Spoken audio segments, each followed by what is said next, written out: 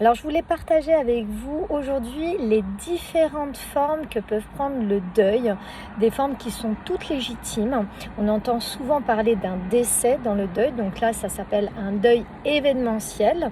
Donc, il y a en effet tout ce qui est décès, il y a aussi tout ce qui peut être licenciement ou tout ce qui peut être accident ou une rupture amoureuse. Ça, c'est un deuil événementiel.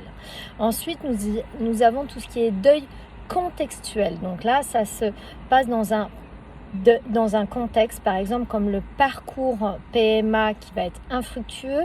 Vous avez tout ce qui est amitié toxique, abandon d'illusion, maladie dégénérative d'un parent.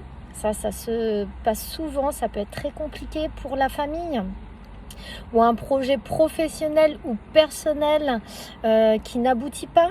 Ça aussi, on connaît souvent. Ensuite, nous avons tout ce qui est deuil rationnel. Donc là, il y a une prise de conscience et on se dit, ça freine mon développement personnel. Donc, par exemple, quelqu'un qui va être très perfectionniste. Quelqu'un qui voit sa jeunesse derrière elle, qui arrive à la retraite. Un changement de vitalité, justement. Ça peut être aussi après un burn-out, un déménagement. Ça peut être aussi lorsqu'on se fait greffer, ou aussi, par exemple, quand on a un jumeau qui a été perdu. Donc, vous voyez, le deuil prend vraiment énormément de formes.